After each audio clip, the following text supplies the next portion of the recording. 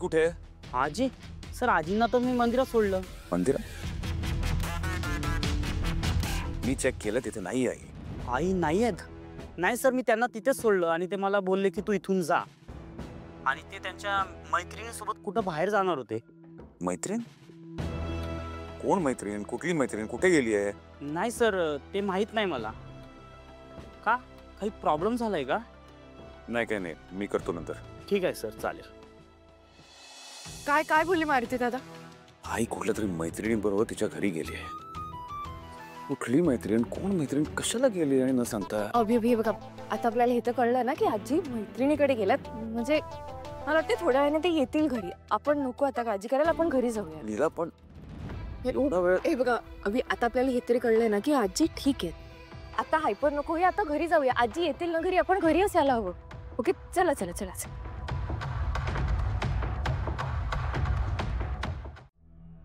मग त्या तुमच्या बरोबर आल्या का नाहीत? का आजी मंदिरात नव्हत्याच?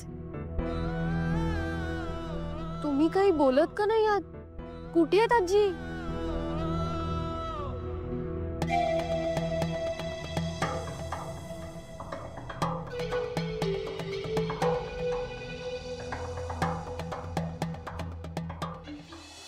एक मिनिट शांत व्हा सगळे. आई मंदिरात होती, आम्हाला भेटली आहे. ओके, मग एजे त्या घरी का नाही आल्या? तिला काही कामं होती, ती करून येईल घरी. ती कोणालाही काळजी करायची काही गरज नाही. ओके दुर्गा, बरं झालं, नाहीतर आजी मिळत नाहीत म्हणून सगळेच खूप टेन्शन मध्ये होते.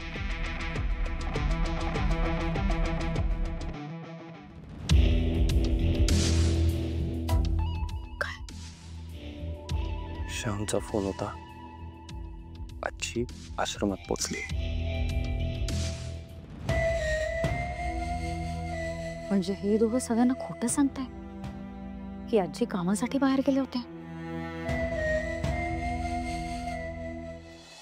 आजी पण ना, कोणाला तरी सांगून जायचं ना तिने. किती टेन्शन आलं होतं आम्हाला.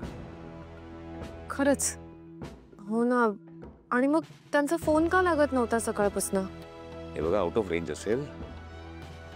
There is nothing to worry. Panic होऊ नका कोणी.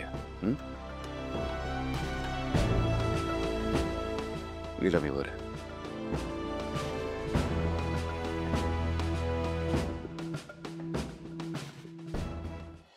सॉरी एजे, माझ्यामुळे तुम्ही सगळ्यांशी खोटं बोललात. पण आजी नक्की कोणाला भेटतायत हे आपण आधी शोधून काढायला हवं आणि आजींशी बोलायला हवं. त्याआधी सगळ्यांना उगाच काही नको कळायला.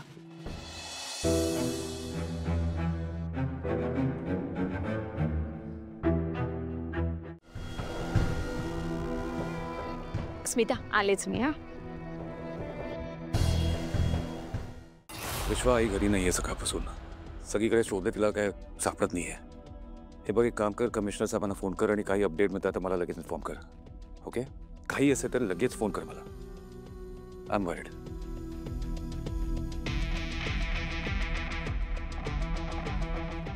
हॅलो, हां, सरोजिनी जागीरदारांबद्दल बोलायचं होतं.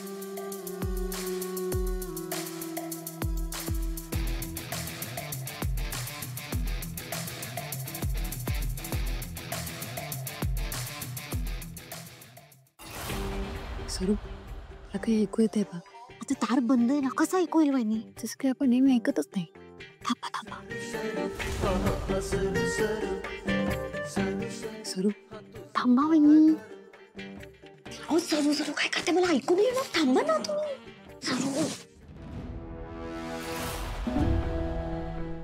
काय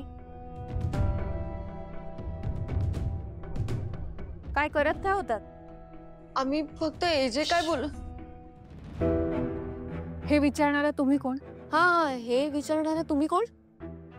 तुम्ही विसरलात का की हे घर आमचं? हा, हे घर आमचं आहे, कळलं ना? या घराशी तुमचा काहीही संबंध नाही, कळलं? या घराशी तुमचा काहीही संबंध नाही. गप्प कसं? तुम्ही इथे फक्त आजीच्या सेवेसाठी येता, कळलं? बोल बोल ना आता. हा, एजेंनी तुम्हाला स्वतः या घराबाहेर काढलंय, लक्षात आहे ना तुमच्या?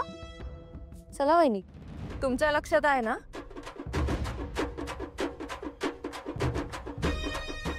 एजेंटने मला घराबाहेर काढलं नाहीये. त्यांचा शब्द राखण्यासाठी मी स्वतः हे घर सोडून गेले. घरातून बाहेर काढणं आणि स्वतः घर सोडून जाणं ह्यात जमीन आसमानाचा फरक आहे. आणि तुम्ही बहुतेक हेही विसरलात की मी अजूनही तुमची सासू आहे.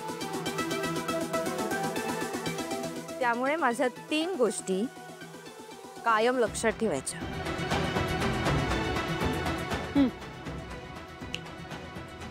पहिली गोष्ट, हे घर माझं होतं, आहे आणि कायम राहणार. दुसरी गोष्ट, माझ्या घरात असं कोणी कोणाचं बोलणं चोरून ऐकलेलं मी खपवून घेणार नाही. हा, आता चिटिंग नाही करायची. आता तिसरी गोष्ट तुम्हाला सांगावीच लागेल. दरवेळेस नाही सांगत ना तुम्ही, आता सांगा. तिसरी गोष्ट ऐकायची का? सांगा ना. बर, सांगते. सांगा सांगा.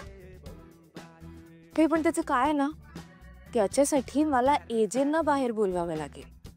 अय्या, बोलवू का? एजेंटना माहिती आहे तिसरी गोष्ट? हो, मग एजेंटना माहिती आपल्याला नाही माहित.